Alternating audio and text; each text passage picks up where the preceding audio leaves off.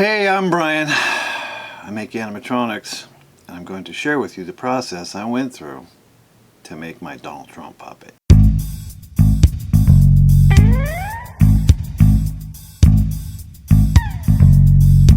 In my last video, I went into why. Now I'm going to go into how.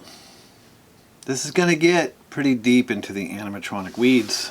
I'm going to cover computer-aided drafting and design, 3D scanning, 3D printing, and building mechanisms.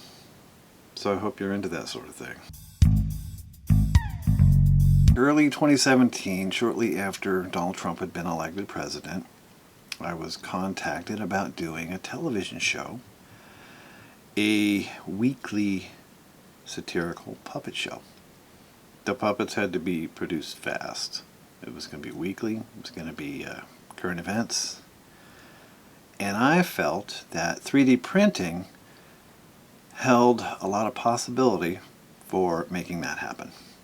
Initially, I created a super simple ventriloquist puppet, a head on a stick with a mouth. So then I developed a basic mechanical core that could serve as the foundation for a wide variety of puppets. Once I had that pretty well worked out, I turned to my good friend Liz McGrath. She's an amazing artist and an awesome person. And this is the Trump that she created on my mechanical core.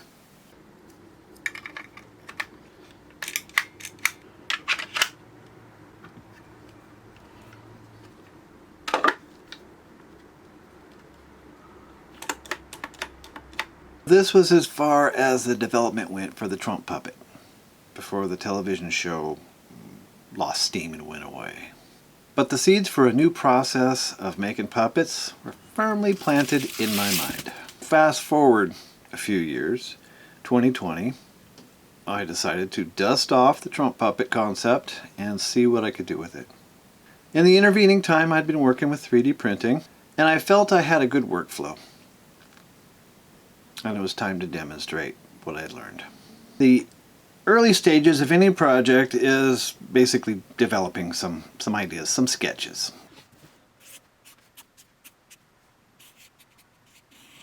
So I went online to find some reference material so that I could create a convincing caricature of our new illustrious leader. There was plenty to be had.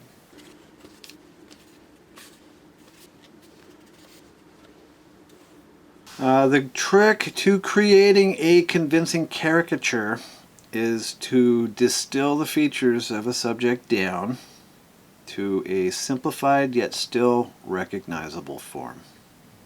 I was pretty happy with my results. I scanned my drawings and uploaded them to Fusion 360. Fusion 360 is my CAD program of choice. It has everything I need to do mechanical design, as well as creating organic forms. It does organic shapes through the use of something called T-splines. That is really helpful in making animatronics. The first thing to work on was the head core. It defines the interior space of the head where all the mechanisms live. The jaw is the most important function. It's a basic ventriloquist puppet mouth, a slot in the head within which the jaw operates. And in the case of the Trump puppet, it operates a lot. Shut the hell up! The eyes are a little small and not easily seen, so they're not as important in this puppet as they might be in another project. The brows. That's an expressive feature. The pivots are in between the eyes so that we get angry eyes, which is kind of important for a Donald Trump puppet. The neck and shoulder movements are also important, but they can wait. So let me show you how I use T-splines to make a head core. Hi, I'm Donnie, and this is the joy of T-splines. We're going to have so much fun today. I'm so glad you could join me. Let's begin. So, after opening Fusion 360, open your drawings to the user interface. The user interface is my happy place, and I hope it'll be yours too. See that happy little origin point? That's where the drawings need to be centered. Click on the bright purple little booger. That will allow us to make T-spline forms. Create a cylinder form at the origin point. Make sure it's big enough to encompass the whole drawing. Wonderful. Set the diameter faces to 12 and then set the height faces to 8. Make sure the cylinder width is symmetrical. That way, both the right side and the left side can be just the same. Yeah. Now, move the cylinder over the face, just like a big old hug. I like big hugs, don't you?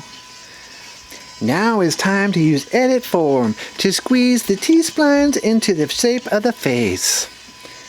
We're going to use edit form a lot. I hope you like it as much as I do.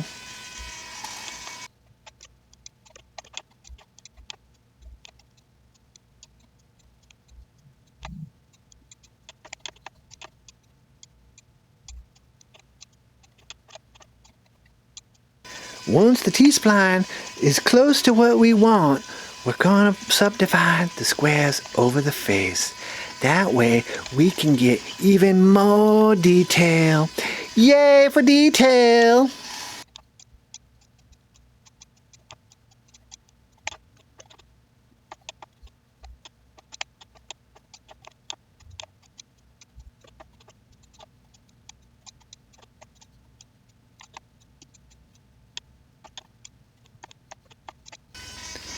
Be sure to make the T-spline head a little bit smaller than the drawings. We're going to sculpt on this face a little bit later. That will be so much fun. Now, once the head is just what we want it to be, it's time to thicken the shell to 1/10 of an inch. This is so we can 3D print it.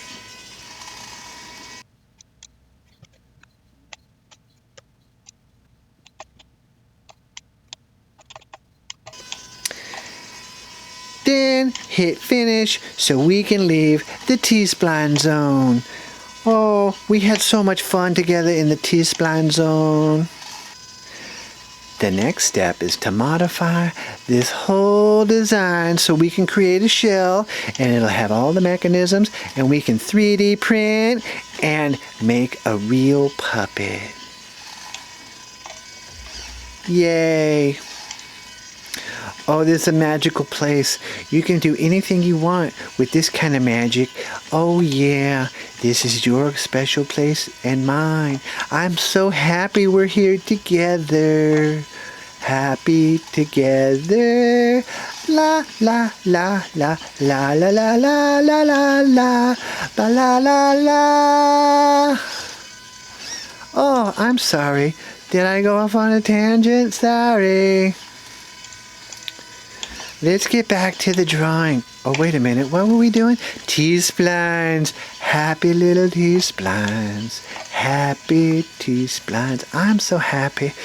It's the medication. It makes me happy.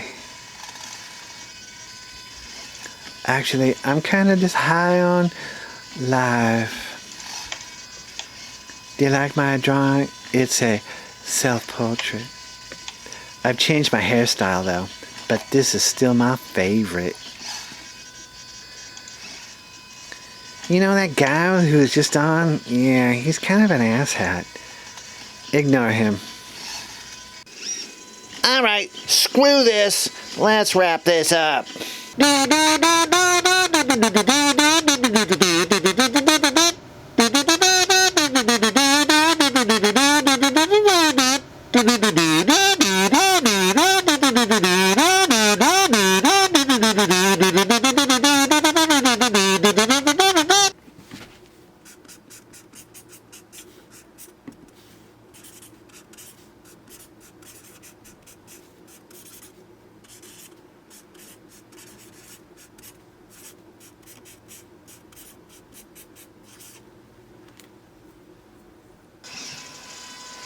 Like and subscribe!